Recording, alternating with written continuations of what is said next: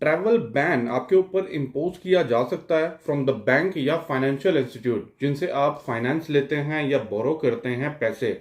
आज सुबह जब मैं स्क्रॉल कर रहा था न्यूज तो मेरे सामने ये न्यूज गुजरी। इस न्यूज के अंदर सारी चीजों के जवाब हैं, लेकिन कुछ पर्सनल एक्सपीरियंस के साथ और कुछ पॉइंट्स के साथ आपको ये बात समझानी है। वरना तो आप ये आर्टिकल पढ़ सकते हैं, लेकिन जो चीज मैं समझाने ला लूं आप उस चीज पे अमल कीजिए ताकि इन फ्यूचर आपको प्रॉब्लम ना हो। यहाँ पे जब भी आप आते हैं तो बोरो करते हैं पैसे, क्रेडिट कार्ड की सूरत में हो सकता है, गाड़ी की सूरत में लोन आप ले लेंगे, फाइनेंस होम फाइनेंस कर लेंगे, या किसी भी किस्म का भाई छोटा मोटा लोन उठा लेंगे जो कहते हैं क्विक कैश के नाम से भी डिफरेंट कार्ड्स और डिफरेंट क्रेडिट कार्ड्स के ऊपर मौजूद होता है। अब क्वेश्चन यहाँ पे इस न्यूज वाले से भी पूछा गया कि भाई अगर आप लोन लेते हैं किसी बैंक से, वो लीगली तौर पे आपको कहते हैं बैन कर सकता है, ट्रैवल बैन के आप ट्रैवल नहीं कर सकते।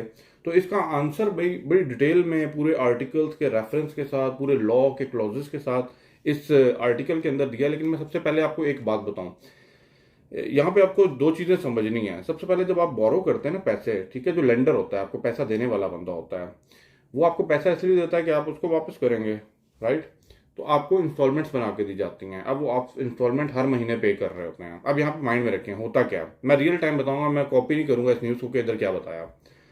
ज्यादातर क्या होता है कि अगर आप कोई हालात किसी के खराब होते हैं, किसी मंथ एक्सपेंस ऊपर नीचे हो जाते हैं, एक आधी इंस्टॉलमेंट मिस हो जाती है। जब एक आधी इंस्टॉलमेंट होती है तो क्या होता है कि उसके ऊपर कुछ फाइनेंस चार्जेस बैंक डाल देता है, उसका भी उसी में भला होता है। फिर नेक्स्ट इंस्टॉलमेंट आप पे करते हैं तो आपको फाइनेंस चार्जेस भी पे करने पड़ते हैं, वो आपकी स्टेटमेंट में एंड ऑफ द मंथ आ जाता है। क्लियर।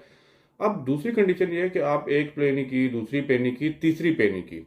जब आपने थ्री कंजक्ट देखे लाइन से थ्री आपने पे नहीं की ना, तो उसके बाद क्या होता है, आपको कॉल और ईमेल रिसीव होगा कलेक्शन डिपार्टमेंट की तरफ से, बैंक के।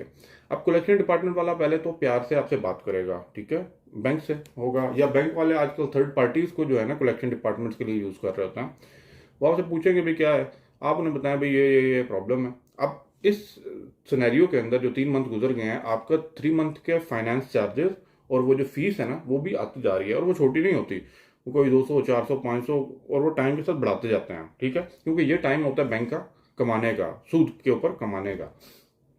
अब एक बात समझें, जब आपने भाई ये पे नहीं की, अब होगा जी टाइम ड्यूरेशन। अब पीछे ये ज्यादातर केस हुए थे जब कोरोना वायरस का इशू हुआ था ना, तब बहुत से ऐसे केसेस हुए थे। अब लॉ क्या कहता है, ठीक है, अब लॉ तब कहता है कि जब आप पे बैन तभी किया जाएगा ना जब लीगल एक्शन लिया जाएगा। जब भी आप लोन या क्रेडिट कार्ड कुछ भी लेते हैं तो आप एक चेक साइन करके देते हैं। वो चेक आपकी चेक बुक का भी हो सकता है, और वो चेक उन्हीं बैंक का हो सकता है जिन्होंने आपको अपने ही बैंक के अंदर करंट अकाउंट खोल के एक चेक बुक इशू की होती है, और वो चेक के ऊपर आपसे साइन ले लेते हैं। नॉर्मली वो ब्लैंक चेक होता है। जो सियाणे बंदे होते हैं ना, वो उसके ऊपर अमाउंट वही लिखते हैं जिस क्रेडिट कार्ड की लिमिट होती है। लेकिन कुछ लोगों को नहीं पता होता, तो वो मैं इसके ऊपर डिटेल वीडियो बनाऊंगा कि आपने अगर इस चीज के अंदर घुस रहे हैं तो भाई किन किन चीजों से बच के रहना है।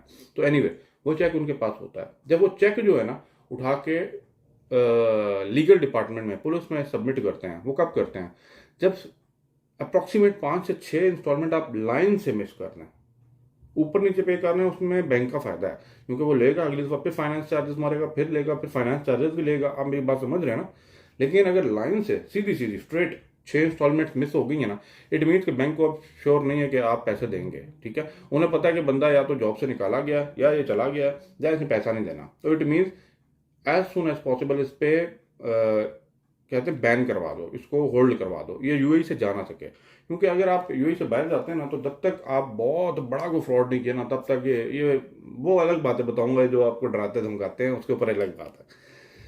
तो ये मेरी बात समझ रहे हैं। अब बैंक जाएगा पुलिस वाले के पास, पुलिस वाला उस पर 2 किस्म के केस हैं, एक सिविल केस होता है और दूसरा क्रिमिनल केस होता है। छोटी अमाउंट्स के जो चेक्स होते हैं ना, अराउंड अंडर 2 लाख, उसके अंदर जाते हैं ज्यादातर क्रिमिनल केस के ऊपर। और क्रिमिनल केस की सजा डिफरेंट किस्म की है भाई, उसमें आपको फाइन डिफरेंट किस्म के कैटेगरी वाइज पे करने पड़ते हैं। इस पे भी आपको अगर आप कहेंगे वीडियो बना के दूंगा। लेकिन एक होता है सिविल केस। सिविल केस एक बड़ा स्ट्रॉन्ग केस होता है, उसमें बैंक या जो भी पार्टी होती है ना, वो 15% पे पहले करता है, 15 अराउंड समथिंग, कि भाई इतना पैसा आप हमसे लें और इस बंदे से हमें पूरा पैसा रिकवर करके दें। और उसमें मेक श्योर होता है कि बंदा ऑलरेडी यूएई के अंदर है। अब उसको पकड़ के जेल में डाला जाता है, फिर उसके वर्षा, उसके लोग दोस्त मिलके पैसा जमा करते हैं, जो भी करें उसको पैसा चाहिए ही चाहिए। लेकिन क्रिमिनल केस में ऐसा नहीं है, वो फाइन पे करके आप आ सकते हैं। अब ओवरऑल जब मैं कंक्लूड करूँ इस बात को, यस, जिस फाइनेंशियल इंस्टीट्यूट से आपने लोन बोरो किया, क्रेडिट कार्ड बोरो किया, गाड़ी बोरो की है, घर बारो किया, अगर आप उनको पैसा नहीं देंगे, उनके पास आपका चेक है और उस चेक की बेसिस के ऊपर वो आप पे लीगल एक्शन लेंगे और उस लीगल एक्शन लेने की वजह से आप पे ट्रैवल बैन होगा। लेकिन अगर आपके ऊपर सिविल केस खोल दिया जाता है, सिविल केस, तो आपको जेल भी जाना पड़ेगा जब तक आप पैसा रिकवर करके नहीं दें। और इट डजेंट मैटर कि आप जॉब हैं, ऑन ड्यूटी है, वो उठा के ले जाएंगे आपको। अब रही ये जो टॉर्चर किया जाता है, ये ज़रा बड़ा पॉइंट है, टॉर्चर किया जाता है from the third party, from the banking department. इसके ऊपर अगर आप कहेंगे, ज़रा कमेंट करें और वीडियो को लाइक भी करें ना, ज़रा बताएं भाई आप लोगों को बात समझ आती है तो मैं इसके ऊपर पूरी डिटेल बताऊंगा, असलियत क्या है बैंकिंग सिस्टम की। और भाई मेरे से डरना भी है या बस खली वली सिस्टम है। तो ये जो मेरे जंतर मंतर लोग हैं वो तो जंतर मंतर करके चले जाते हैं, लेकिन उनको भी अंदर की बातें समझ नहीं आती जो हम आपको समझाएंगे। मिलते हैं अगले ब्लॉग में, यहाँ पे कुछ भी हो सकता है। आई होप अब आपको ये चीज़ें क्लियर हो गई होंगी। मेक श्योर जो चीज़ कमिटमेंट कर रहे हैं उस कमिटमेंट को लेकर चलें। एक और चीज़, अगर आपको फॉर एग्जांपल नहीं पे किया जा रहा ना, तो बैंक से बात करें, अपने डिपार्टमेंट से बात करें, फाइनेंशियल इंस्टीट्यूट से बात करें कि भाई मुझे रीस्ट्रक्चर कर दे, मुझे फाइनेंस चार्जेस माफ़ करें। अगर आप टेबल टॉक 1-to-1 बैठ के करते हैं और आप देने वाले बने तो वो आपको रिलैक्सेशन भी देते हैं। Thank you.